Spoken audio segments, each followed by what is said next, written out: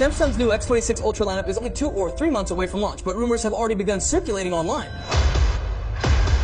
Some leaks suggest this phone will be a game changer for Samsung, while others suggest Samsung is copying Apple again.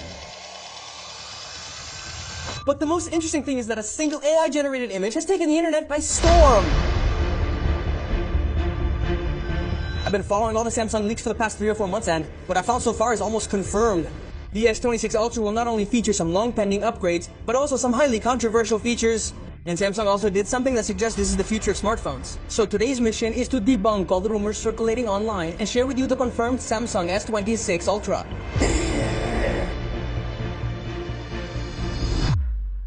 Displays were already Samsung's pinnacle, but they've innovated even in that. Look, Samsung is going to use a new type of display called the M14 OLED panel in its new phones. Look, this isn't just a marketing term, it's actually quite futuristic. Currently, Samsung's S25 Ultra features an 8-bit color depth display. Basically, that display can display up to 16 million colors. However, this new display will support 10-bit color, meaning it can display up to 1 billion colors.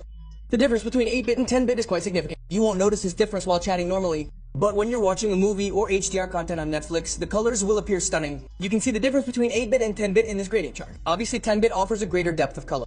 You won't see any bending or color shifts in the colors. Furthermore, for those who do professional work such as photo editing, video editing, or color grading, this display will feel like a significant upgrade. I remember when I first got this 10-bit display, I noticed a dramatic difference in colors. For example, the MacBook's display also supports 10-bit, and even looking at wallpapers on it is so much fun. I often find myself staring at wallpapers for 10 minutes, and not only have the colors improved with this new display, the brightness has also increased significantly. This display will look great even in bright sunlight. Furthermore, it won't consume much battery, and I think it will eliminate the green line issue that Samsung phones have been experiencing. Samsung's biggest innovation this time is going to be in the display. They're also applying a separate COB layer over this display. This will ensure that the display's color filters fit within the protective layer, making the display even thinner. Furthermore, the display is also getting a privacy feature this time, which is quite magical. Just like you apply a screen guard, you'll find this privacy feature built into Samsung phones from now on, and you can also control it at the software level. So for example, if you're using your phone in a public place, no one will be able to peek at you. This will be very beneficial for your privacy. Samsung invented this feature. It's called Flex Magic Pixel. I think it's only coming to the S26 Ultra. Now let's move on to the most controversial upgrade. A Korean report claims that Samsung will use the new processor, the Apna OS 2600, in the S26 Ultra, but only for select markets. This means that the US, Japan, and Canada will all get Snapdragon processors. However, in Europe and Asia, Samsung will use its own Exynos processors. If this truly happens, it would be a very profitable deal for Samsung.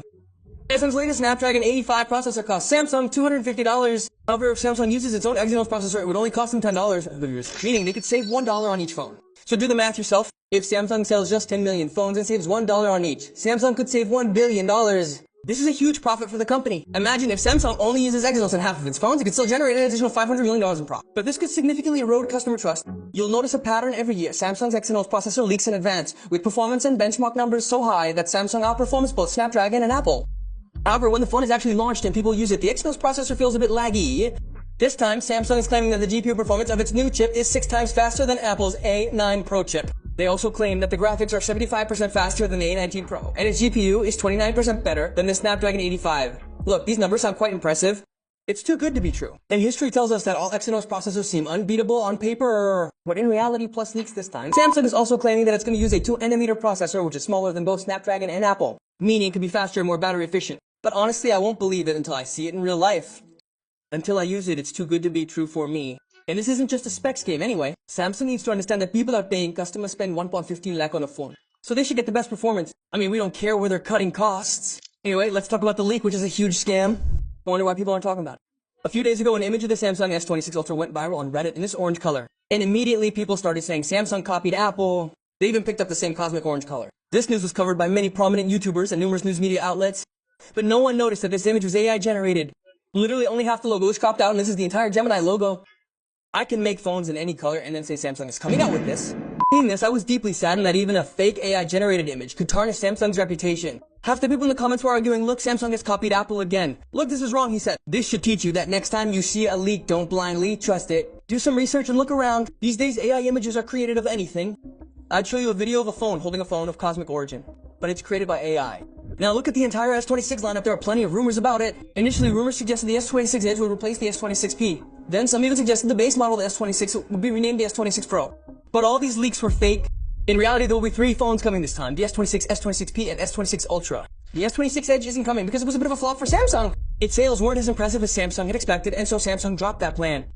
Their Plus model sells well, and the upcoming S26 Pro doesn't make any sense because if there's no non-Pro, why is there a Pro for something? Samsung has cleverly cleared up all the confusion here. Like every other year, the S26 will be coming this time, then the S26 Plus, and finally the S26 Ultra. Everyone's pursuit of thin phones is over. I think Apple will also stop making them next time. Now let's discuss the design changes.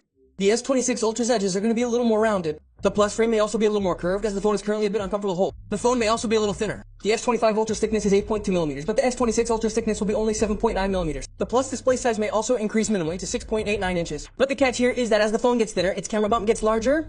Samsung's camera platform, which is the same as the Fold phone, will be found in the S2S Ultra.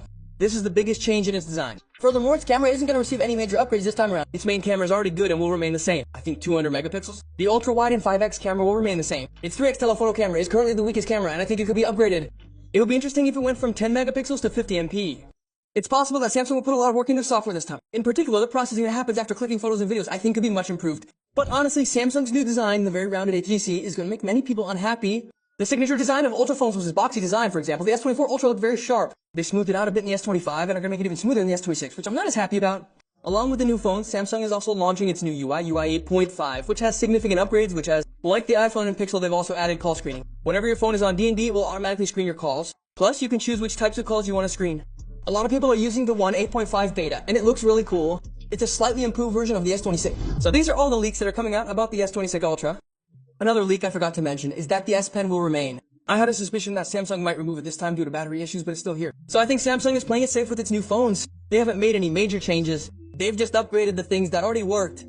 We'll see how the phone looks when it launches.